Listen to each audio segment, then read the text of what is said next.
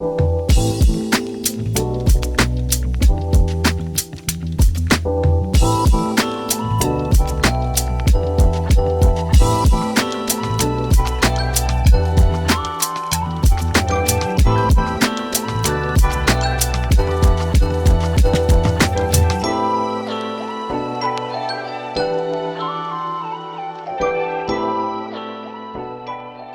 Senator Kevin Parker joins us today. He is chair of the Telecommunications and Energy Committee for the New York State Senate. Also represents New York State's 21st Senatorial District, joining us here on Decision Makers today. Senator, always good to see you.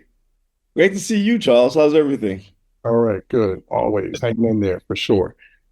So New York went through a relatively long budget setting session. It was about what, 2 months of delays. So I wanted to get your perspective on why that happened. Why so many delays, and do we expect that next session? Well, you have to first kind of understand that when you talk about the New York State budget, you're talking about literally the 12th largest economy in the world. Right. You have an economy that's not just larger than other states in the United States, but larger than most countries in the world, right? You have a economy that's a little bit bigger than Spain, the country of Spain, right? So just kind of making all the numbers balance takes some time. But in addition to that, we also kind of go through this process of dealing with a number of issues in the context of the budget process that are policy issues that oftentimes have nothing to do directly with the budget, but we are making decisions about them in that context, right?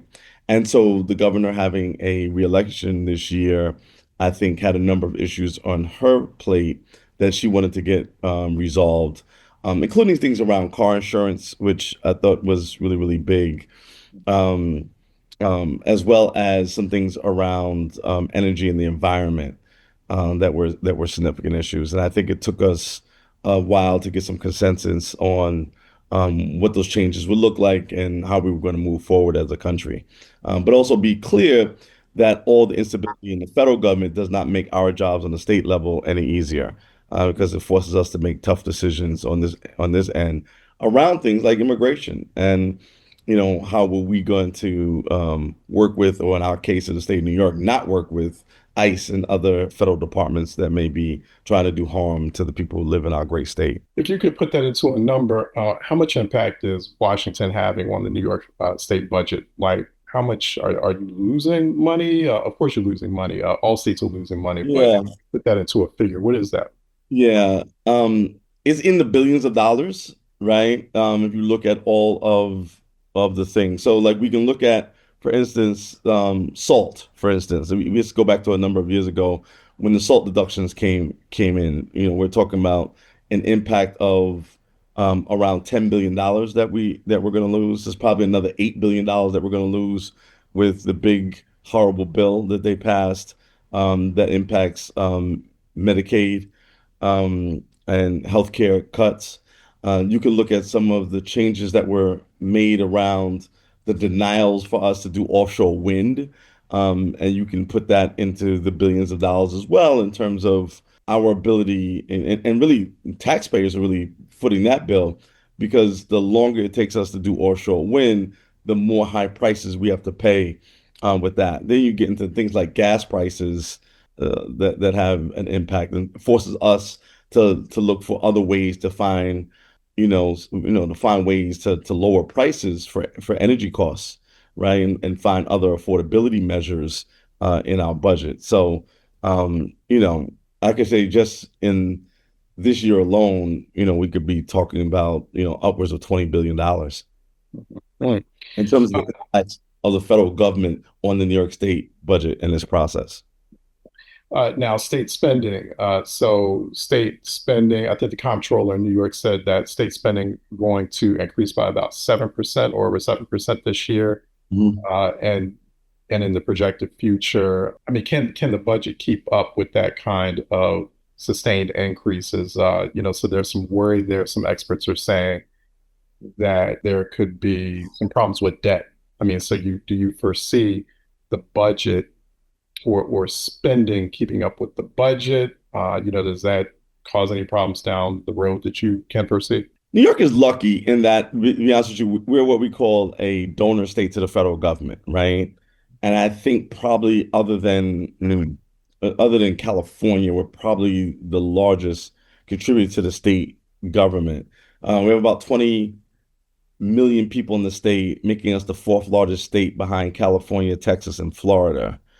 And so, I think that we're also the richest state, right? So even though California contributes more because they have more than double our population, per capita, we're the richest state in terms of our populace and the income that they bring in. And so I think that there is, at least in the immediate future, an ability to keep up. There are a lot of billionaires and millionaires here that I think that can afford to pay their fair share. And so, at least in the immediate future, I think that we're okay.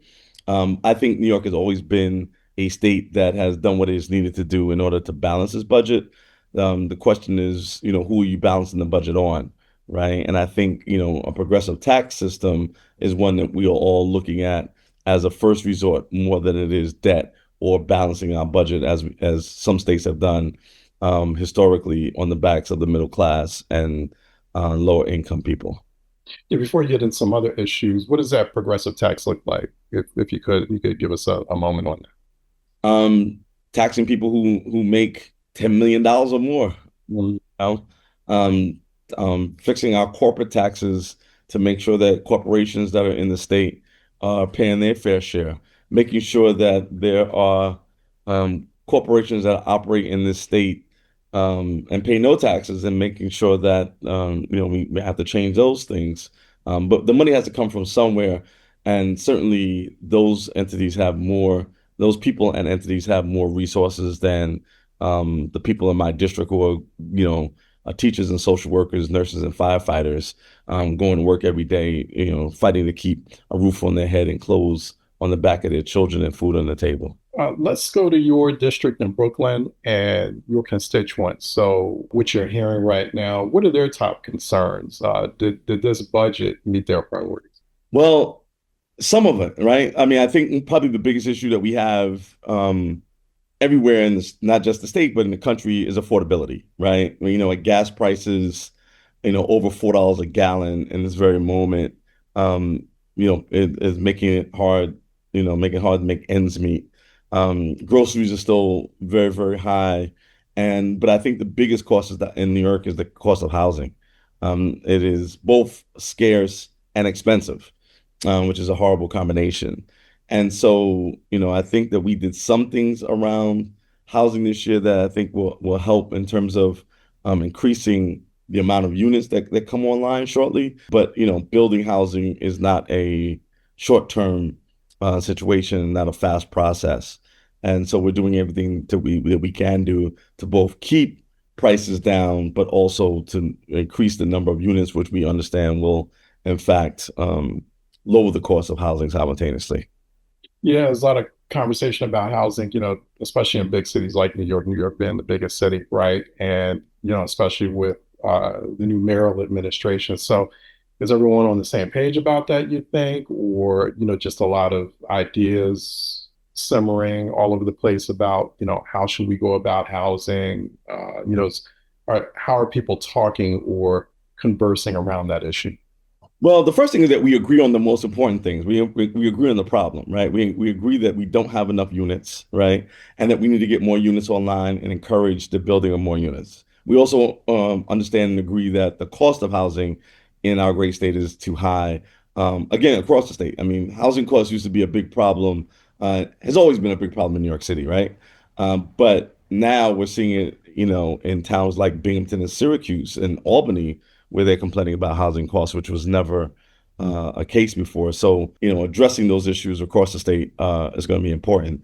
And so I think because New York is so different, and you have communities and economies like New York City, and then suburbs like Westchester and Nassau, and then smaller cities like Albany, Syracuse, right, and Buffalo. I think how you address those things are different in those places. And even in much smaller towns like Bath, New York, or Ithaca, right? Or Batavia, right? You're going to be, looking for different types of solutions in those places. And I think that we're coming up with a menu of policy addresses for those various dynamics and those various geographical locations across our state. Can you outline for us the top issues for your committee, the one that you chair, Telecommunications and Energy Committee? So people not realizing that there's some big menu topics there that are really impact the state in a really big way, impact the region. If you think about New York being a big region, but you have to include those other states impacted by what New York is doing in terms of, especially its energy issues, which you touched on a little earlier. So talk about those big items that you're focused on right now as the chair and other members on that committee? Well, as the chair of the Energy and Telecommunications Committee in the New York State Senate, there's been a lot that we have focused on, really three or four things that have been, impactful, I think, on the state. And the first one is affordability and understanding that the high rates of utility costs, particularly energy costs, is dictated by the global price of natural gas. And Putin's war on Ukraine has been the biggest impact on that. Given that, I mean, want to say that Russia has like 40% of the natural gas reserves, like globally or something like that. And so at the point that we're saying we're no longer going to buy natural gas from Russia, that automatically raises the price of natural gas globally, right, including New York. Um, and then simultaneously, we have an increase of load, right? What does that mean? Like there's more people plugging stuff in, right? Just basically. And so more demand for electricity and simultaneously the input to produce electricity has also raised significantly. So that's what's raised the prices so quickly and so dramatically, not just in New York, but literally across the country and across the globe. And so the big thing for us has been affordability. And so finding ways to lower energy costs, taking away fees, looking for ways. This in this last budget, we did a subsidy, and almost everybody, homeowner, business owner, is going to receive about $200 back from the state government, in the form of a rebate check. And so that's going to be part of the way that we address it. It's far from really, really, helping as a homeowner myself. It's nice to have some money back, but it's not nearly cover the cost of what the increases have been over the last number of years. So we continue to look at ways to address the issue of affordability. We did it a number of years ago, about 6 years ago, on the issue of access to high-speed internet. Right. I talk about high-speed internet as like a right. In the same way you would not put anybody in a house or an apartment without electricity and hot water. I don't think you can no longer put anybody in an apartment or a house without access to high-speed broadband. And we have a program that initially, when I wrote the bill, they still give me a hard time about this, but I literally wrote the bill at $10. I wanted to make it $5, but after going to court, it winds up being $30. So we have a $30 program, where you can get access to broadband for the low cost of $30 a month, for eligible families, right? And so we've addressed it in that area, but there's still some things we need to do, probably on the telecom side. But we're mostly kind of focused on the energy side in this moment. And so, like, again, the affordability, both energy and high-speed broadband is kind of first. Second thing has been the issue around generation of energy, right? Again, load has increased. We have something here in the state of New York called the CLCPA, the Climate Leadership and Community Protection Act, which is our ruling guide, for how we address our environment, and then we have to produce energy in the context of that law. And so, even if that didn't exist, we still have increasing load, as I indicated before. And so, we've really been, talking and looking for ways to produce more energy. We were about to do 9 megawatts of offshore wind, and then your boy Trump put the kibosh on that. And so we're looking at other ways to kind of make that up and produce more and more energy in the state of New York, right? So that's two. So, increasing generation is a really, really big part of it. Number three is interconnections, right? And so the more that we do work around producing like things like community solar or, microgrids. We have to find ways to plug that into the grid and make it faster and more seamless. And so the committee's really been thinking a lot around how do we make interconnections in the state of New York a lot more seamless and a lot faster. And then lastly is upgrading our grid. It's an old state. We have an old grid. We need to, update it and make sure it's working as efficiently as it needs to. And so that's another area that we've been involved in.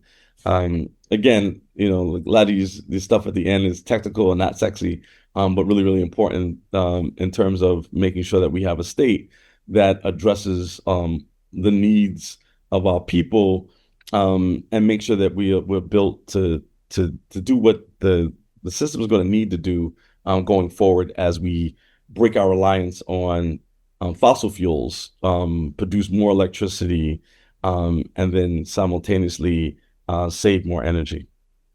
Yeah, thank you for that correction earlier on. So, Energy and Telecommunications Committee. So, I appreciate that.